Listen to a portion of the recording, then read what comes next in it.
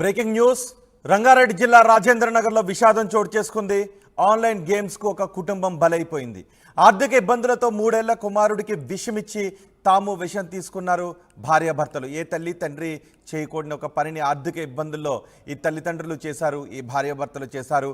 3 ఏళ్ల తమ కుమారుడికి విషమిచ్చి తాము కూడా విషాన్ని తీసుకున్నారు. కేసు నమోదు చేసి దర్యాప్తు చేస్తున్నారు పోలీసులు. చేవెళ్ల మండలం మల్కాపూర్కు చెందిన ఇందిరకు 4 సంవత్సరాల క్రితం రామంతపూర్కు చెందిన ఆనంద్తో వివాహం జరిగింది. 3 సంవత్సరాలుగా రాజేంద్ర నగర్ సన్ సిటీలో ఒక అపార్ట్మెంట్లో ప్లాట్ కొనుగోలు చేసి అక్కడ నివాసం ఉంటున్నారు. ఈ దంపతులకు 3 సంవత్సరాల వయసు గల కుమారుడు కూడా ఉన్నాడు. ప్రైవేట్ జాబ్ చేస్తుంది ఇందిర. కొంతకాలం పాల వ్యాపారం చేసి ప్రస్తుతం ఖాళీగా ఉంటున్నాడు ఆనంద్. ఆన్లైన్ గేమ్స్కు అలవాటు పడ్డాడు ఆనంద్. అప్పులు చేసి మరీ డబ్బులు తీసుకొచ్చి తరచూ డబ్బులు పోగొట్టుకునేవాడు ఆనంద్. అప్పులు తీర్చడానికి ఇందిర బంగారంతో పాటు కారును కూడా ఆనంద్ అమ్మేశాడు. ఇప్పుడు తాముంటున్న ఫ్లాట్ను కూడా అమ్మేయడానికి సిద్ధం కావడంతో దంపతుల మధ్య గొడవ జరిగింది.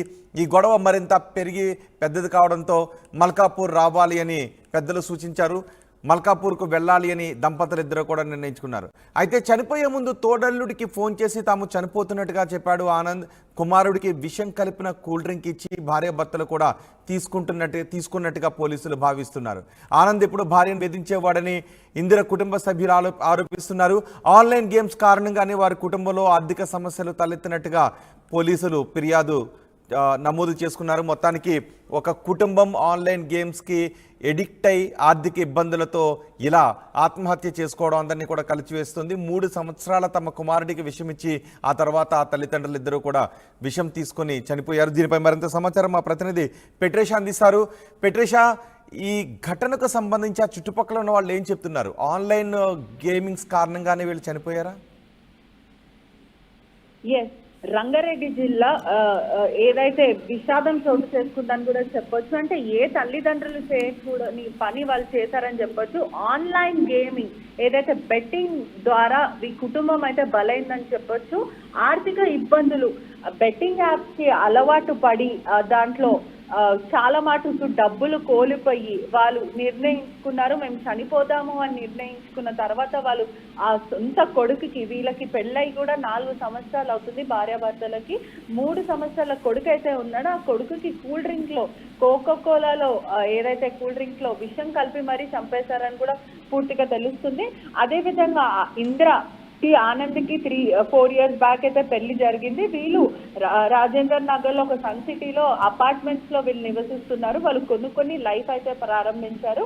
వీళ్ళకి పెళ్లి కట్నం కింద కూడా అబ్బాయికి ఆనంద్కి వీళ్ళు కార్లు, కొంత నగదు పెట్టడం అయితే జరిగింది. అవన్నీ కూడా భార్యని వేధించి ఆన్లైన్ బెట్టింగ్ యాప్స్ కి అలవాటు పడి అవంతా కూడా అమ్మేసి, బంగారం అంతా భార్యది అమ్మేసి, దాని తర్వాత కారు కూడా తాకట్టు పెట్టి దాని తర్వాత కొన్ని రోజులకు అమ్మేసి ఇప్పుడు ఈ అపార్ట్మెంట్స్ కూడా అమ్మాలి అని చెప్పి ఆ భార్య ఇంద్రాని వేధించడం అయితే జరిగింది.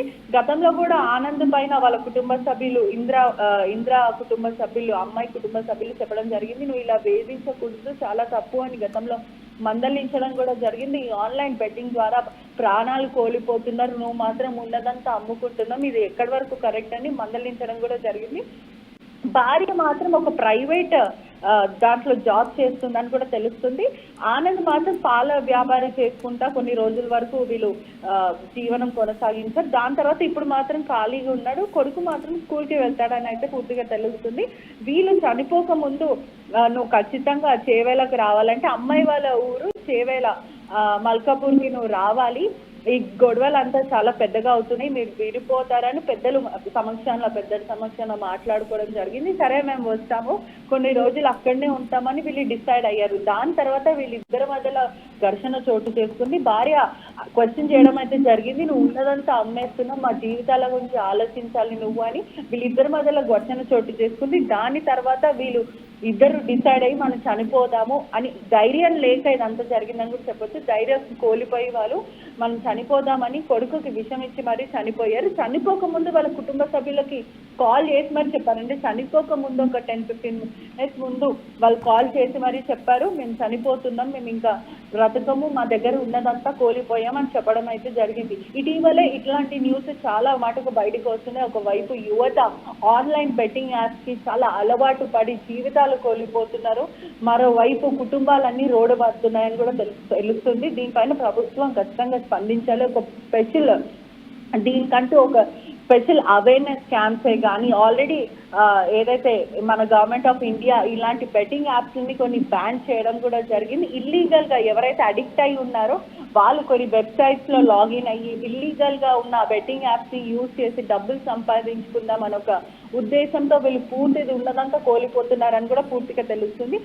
ఇప్పుడైతే ప్రస్తుతం ఎవరైతే ఇందిరా వాళ్ళ కుటుంబ సభ్యులు ఉన్నారో వాళ్ళైతే ఆరోపిస్తున్నారు, మమ్మల్ని వీళ్ళ భర్త చాలా వేధించారు, మా పాప వాళ్ళ భర్త చాలా వేధించారు, చాలా డబ్బులు తీసుకున్నాడు, ఎంతో ఉన్నదంతా మేము చాలా కష్టపడి వాళ్ళకి కారు డబ్బులు నగలన్నీ కట్నం కింద పెట్టాం, ఇవంతా కూడా అమ్ముకున్నాడు, ఇప్పుడు ఈ ఫ్లాట్ అమ్ముకుంటా అంటే ఆయనని మందలిస్తే మేము రామ్మని చెప్పినందుకు వీళ్ళు ముగ్గురు కలిసి చనిపోయారు అని చెప్పి అంటున్నారు. పూర్తిగా అయితే పోలీసులు కేసు నమోదు చేసుకుని దర్యాప్తు చేస్తున్నారు. రైట్, కానీ ఏ బెట్టింగ్ యాప్స్ అనే విషయం ఏమైనా ఉందా? ఎందుకంటే బెట్టింగ్ యాప్స్ పైన తెలంగాణలో ఇంటరాక్టివ్ బెట్టింగ్ యాప్స్ పైన బ్యాన్ కూడా ఉంది. మరి వీళ్ళు ఎలా ఆడగలుగుతున్నారు? వాటిపైన సరైన నియంత్రణ లేదా? దీని గురించి ఏమన్నా చెప్తున్నారా పోలీసులు? ప్రస్తుతం ప్రిలిమినరీ ఇన్వెస్టిగేషన్ అయింది కాబట్టి పూర్తిగా అయితే ఈ బెట్టింగ్ యాప్స్ ద్వారానే చనిపోయారు అనేది ఒకటి తెలుస్తుంది.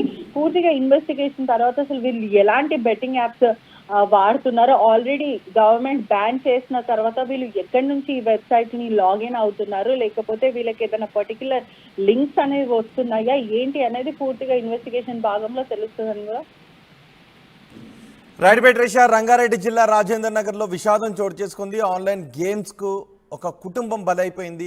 ఆర్థిక ఇబ్బందులతో 3 ఏళ్ల కుమారుడికి విషమిచ్చి తాము విషం తీసుకున్నారు భార్యాభర్తలు. కేసు నమోదు చేసి పోలీసులు దర్యాప్తు చేస్తున్నారు. ఈ ఘటనపై స్థానికులు పోలీసు అధికారులు ఏం చెప్తున్నారో ఒకసారి చూద్దాం. రెసిడెన్సీలో ఫ్లాట్ నెంబర్ G1లో ఒక ఫ్యామిలీ సూసైడ్ చేసుకునే ఇన్ఫర్మేషన్ మీద మేము రావడం జరిగింది. ఆనంద్, ఇందిరా అండ్ 3 సంవత్సరాల బాబు పాయిజన్ తీసుకొని చనిపోయినట్టు సమాచారం మీద వచ్చి చూసేసరికి బాడీస్ ఉన్నవి. అట్టి బాడీస్ని మేము పరిశీలించి ఉస్మానియా హాస్పిటల్ షిఫ్ట్ చేయడం జరిగింది. వాళ్ళ బంధువులు వచ్చినారు, వాళ్ళ పిటిషన్ మేరకు కేసు నమోదు చేసి. ఆనంద్ ఏం చేస్తాడు సార్? ఆనంద్ మిల్క్ బిజినెస్ చేస్తాడంట. మిల్క్ బిజినెస్ చేస్తూ మరి ఫైనాన్షియల్ ప్రాబ్లం ఏమైనా ఉందో తెలియదు. పిటిషన్ అనంతరం ఆనంద్కి ఎంతమంది పిల్లలు సార్? ఒక్కడే బాబు. కారణం ఏంటి సార్ అసలు చనిపోయడానికి కారణం? ఫైనాన్షియల్ అంటున్నారు. Financial problem sir. ఏం చేస్తారు అసలు? ఆయన తిని ఇంట్లో ఉంటాడు, బాబుని పెట్టుకుని ఆమె డ్యూటీకి వేస్తాడు. వాళ్ళ లోపల వాళ్ళు ఏం కొట్లాడారో తెలియదు. ఒక వారం 10 రోజుల ముందు ఇట్లా గొడవ పడితే వాళ్ళ చుట్టాలు వచ్చి 3 వచ్చి చెప్పిపోయారు. చెప్పిపోతే వద్దులే సామాన్ వేసుకొని ఊరికి వస్తామని చెప్పారు. చెప్పి ఇక మధ్యాహ్నం వాళ్ళ చుట్టాలకు ఫోన్ చేసింది, ఇట్లా నేను చనిపోతున్నా, సూసైడ్ చేసుకుంటున్నా అంటే, ఎందుకు చేసుకుంటున్నావు, నేను వస్తున్నా అనే టైంలో వాళ్ళు వచ్చేసరికి అపార్ట్మెంట్లో ఎన్ని సంవత్సరాల నుంచి ఉంటారు వాళ్ళు? 3 సంవత్సరాలు. ఓకే, అయితే ఏం జాబ్ చేయడా? ఆయన తిని ఇంట్లో ఉంటాడు. ఆ బాబు ఏం చేస్తారు? బాబు చిన్న బాబు ఇప్పుడే 2 నెలలు స్కూల్ పోయినా మళ్ళీ బంద్ అయింది. ఓకే, ఆమె ఏం చేస్తుంది మేడం? ఆమె మున్సిపాలిటీనే పనిచేస్తారు.